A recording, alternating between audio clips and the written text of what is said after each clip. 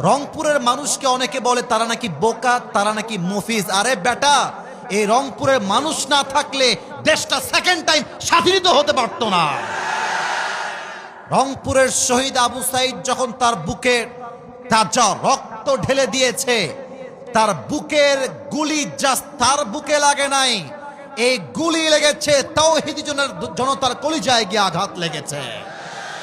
রংপুরকে তোমরা মফিজ বলো, রংপুরকে তোমরা বোকা বলো, মাথায় রাখবা রংপুরের মানুষ আর কিছু ভালোবাসুক বা না বাসুক, তারা কোরআনকে ভালোবাসে, তারা ইসলামকে ভালোবাসে। আপনি অন্য জায়গায় মাহফিল করেন নাই, রোদের মধ্যে লোক কোথায় পান আমি দেখবো আপনাকে? আপনি লোকই পাবেন না, 300-400 লোক পাবেন, প্রচন্ড রোদের তাপ। তারপরেও যে জোয়ার দেখতে পাচ্ছি, এটাই প্রমাণ করে এই রংপুরের জমিন থেকে ইসলামের ঘাঁটি তৈরি হবে ইনশাআল্লাহ। 2 নাম্বার কথা বলতে চাই রংপুরের মাটিকে নিয়ে। আমি আসিফ হুজুর পুরো বাংলাদেশ ট্রাভেল করেছি, পুরো Bangladesh, entire city, entire district, সব জায়গায় গিয়েছি। প্রত্যেক এলাকায় হয়তো বা যাই নাই, প্রত্যেকটা জেলায় আমি গিয়েছি। কিন্তু আমি আগেও বলেছি, আজকেও বলছি, তাফসীরের জগতে, মাহফিলের জগতে প্রত্যেকটা জেলাই সেরা, প্রত্যেকটা বিভাগই ভালো, বাট রংপুরের সঙ্গে কারো কোনো তুলনা চলবে না। এখানকার মানুষ এমন জোশে থাকে, এদেরকে যদি জিহাদের জন্য ডাক দেওয়া হয়, এটা আমার মনে প্রাণে বিশ্বাস, অসংখ্য যুবক বুকের তাজা রক্ত দেওয়ার জন্য প্রস্তুত হয়ে যাবে। আল্লাহ রংপুরের জমিনকে কবুল করুক, পড়েন সবাই আমিন। আপনাদের বউ আছে কার কার একটু হাত তুলেন, বউ আছে? আচ্ছা, বউ আছে, হাত নামান। এবার যারা কপাল পোড়া, বউটো কেউ নাই, কপাল পোড়ারা একটু হাত তুলে দেখি, তোমাদের হাত দেখা যায়। আপনাদের কারো বউ নাই? আমি বিশ্বাস করি না। আচ্ছা যুবক ভাইয়ারা, হাত নামাও, হাত নামাও। আমার আব্বা জানদের পায়ে আজকে হাত রাখলাম, আমি আসিফ হুজুর আব্বা জানদের পায়ে হাত রাখলাম, মাদের সামনে 2 হাত জড়ো করলাম। এই যুবকদের চরিত্র রক্ষা করতে চাইলে একমাত্র বিয়ে ছাড়া সেকেন্ড কোন অপশন হতেই পারে না আমার যুবক ভাইরা।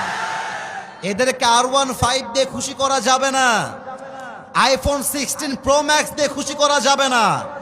এই যুবকরা খুশি হবে একমাত্র চরিত্রবান দিনদার মেয়ে বউ হিসেবে পাওয়ার মাধ্যমে। আব্বা বোঝে না রে, আব্বা বোঝে না।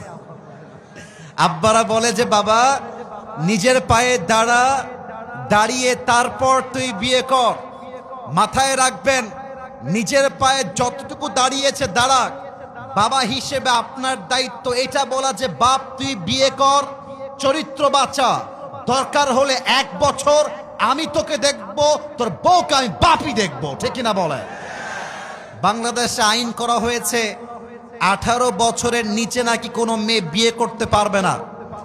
আমার প্রশ্ন হচ্ছে, 18 বছরের নিচে বিয়ে করতে পারবে না তা মেনে নিলাম, কিন্তু 13 বছরের যেই মেয়েটা পার্কে গিয়ে ইজ্জত বিলীন করছে, টিকটক করছে, ইজ্জতের ধাজিয়া উড়াচ্ছে, তার জন্য আপনার আইনটা পাস হবে কবে? 18 বছরের নিচে বিয়ে করলে জেলখানায় দিবেন, মামলা দিবেন। আর 13 বছরের মেয়ে প্রেম করলে বলবেন বাচ্চা মানুষ তো বুঝে উঠে নাই। এটা উপরে ফিটফাট, ভেতরে সদরঘাট ছাড়া কিছুই হতে পারে না। এবং আমার অবাক লাগে মেয়েদেরকে দেখলে, এক একটা মেয়ে 4-5টা বয়ফ্রেন্ড বিলং করে। আমি জানি এই কথার জন্য অনেকে রাগ করবেন, আমি জানি, আমি জেনেই বলছি।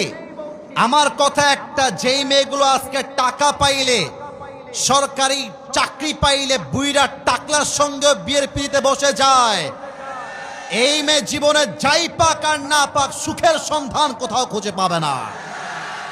অতএব আব্বা জানদেরকে বলবো, আব্বা জান বিয়ে যখন দিবেন, মেয়ের জন্য টাকাওয়ালা খুঁজে বাদ দিয়ে চরিত্রবান যুবককে আপনার খুঁজে বের করতে হবে, ঠিক কিনা বলো?